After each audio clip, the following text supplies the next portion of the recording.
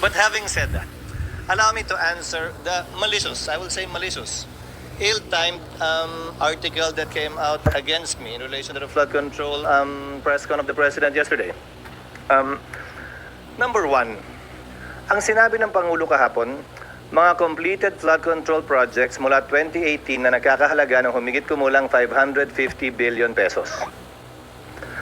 Sinabi niya, wala siyang aligasyon, pero 15 kontratista ang nakakuha ng ganong kalaking pondo. Ang lumabas na artikulo, kinikilala ko, kaibigan ko, kababayan ko, tiga Sorsogon, contractor siya. Pero ang nakuha niya ay 5.4 billion di umano. Wala pang 1% ng kabuuang pondo na sinasabi ng Pangulo sa flood control. Ang tanong ko, bakit pinagtuunan ng pansin yon? Yung 1% pa talaga, hindi yung 99%? Bakit pinagtuunan ng pansin, hindi yung mga mambabatas marahil o opisyal ng gobyerno na kontraktor? Hindi naman ako kontraktor.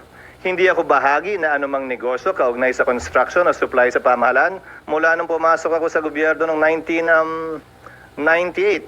Sa katunayan, yung mas malaking bahagi ng pondong di umano nakuha nung kontratistang tiga Sorsogon ay nakuha niya bago pa ako naging senador muli noong 2022.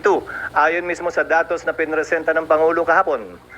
So klaro, malisyoso ang artikulo, tiniming ang paglabas at tiniming talaga para ika nga idikit ito bagaman walang sinabi ang artikulong ginawa kong mali o masama. Yung insinuation, yung innuendo, nandun pa rin.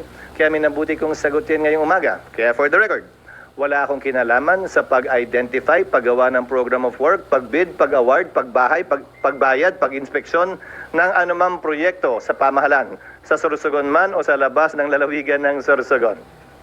Meron kaming bibigay sa inyong data tungkol sa kinal naming figures kung saan papatunayan nun na wala pa nga ako dito nung karamihan yon ay nakuha.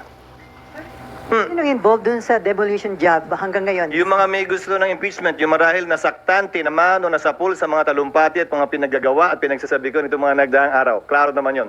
Kasamahan Yun ang impormasyong nakakarating sa amin. Kasamahan nyo rin, sir, dito sa... Hindi principally kasamahan namin dito sa Senado. Ang sa pagkakaalam namin sa labas, pero hindi ko alam kung may tumutulong, kakunsaba o kakumplot. Pero taga labas.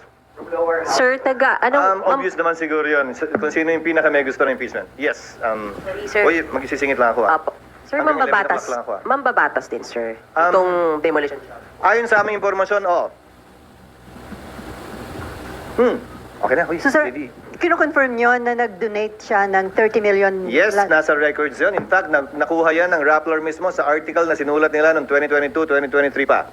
Sir, to be clear, from House of Representatives, yung sinasabi niyo po. Yung impormasyon namin, Pero yung nagde-demolition job sa inyo, taga-house?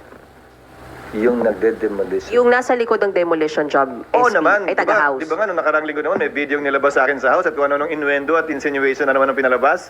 As if naman may maling ginagawa. Hindi naman ako nagnakaw dun. Kung yun man, pumasok lang ako. Yes, di ba? Kaya campaign contributor nyo nga raw. So, pa-explain lang po, masama ba to o walang mali dito? Gaya ng sinabi ko, wala namang sinabi yung Rappler article na illegal na ginawa. Dahil wala naman talagang illegal doon.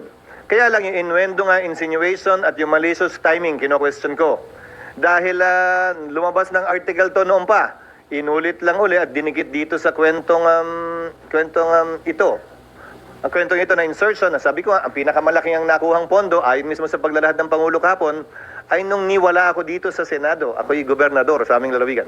So, sir, Pero, kung sir, magkaroon nung ng senador- Senate investigation, Ha? kung magkaroon ng Senate investigation, kahit naging campaign donor nyo yon, hindi yon makakaasa na magiging fair pa rin kayo Sa sa... 27 taon ko sa Kongreso, sa gobyerno at sa Senado, ang mali palagi sa akin ay mali at ang tama ay tama. Kaibigan man, kakilala o hindi, pantay ang aking magiging pagtrato.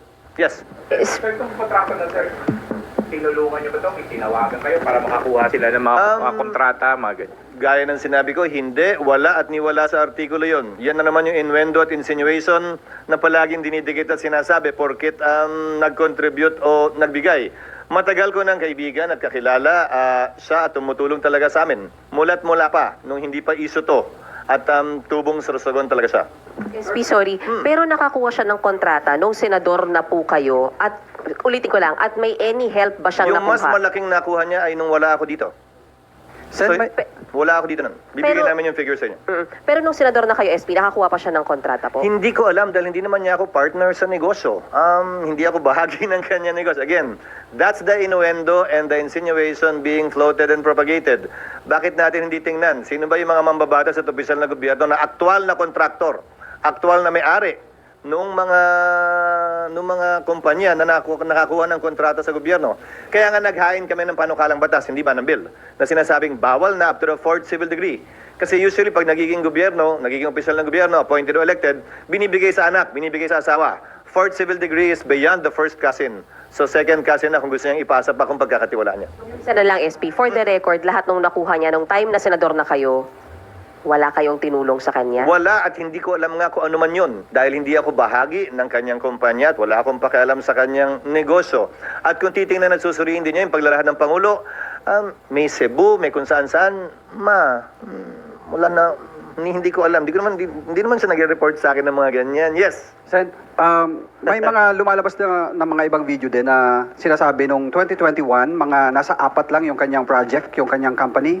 But 2022, after kayong magtulungan doon sa inyong kandidatura, umabot na ng mahigit 20 That is plus again yung an project. insinuation. Look at the figures again before you ask that question. Why?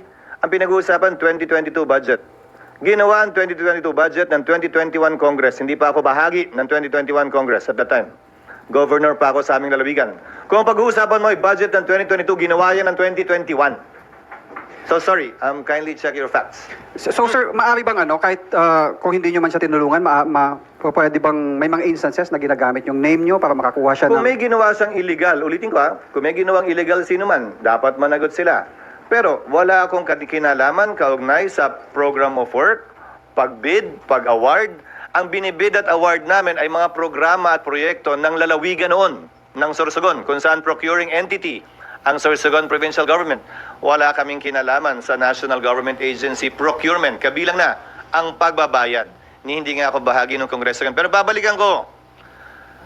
Bakit ba pinupuntirya ng Rappler at ninyo ang 1% ng 550 billion? Nasaan yung 99%? Talagang ang unang article na ilalabas, napaka-coincidental naman, galing naman masyado. Unahin natin yung 1% bago yung 99%. Hindi inuna yung pinakamalalaking kumpanyang binanggit ng Pangulo, isa pa sa pinakamaliit. Pero maging ganun pa man, dahil wala kaming tinatago, sasagutin ko palagi yan at hindi ko tatalikuran. Yung responsibilidad na maging transparent at sumagot sa mga katanungan, bagaman dispalinghado, kaugnay sa bagay na ito. Thank you, sir. Thank you and good morning.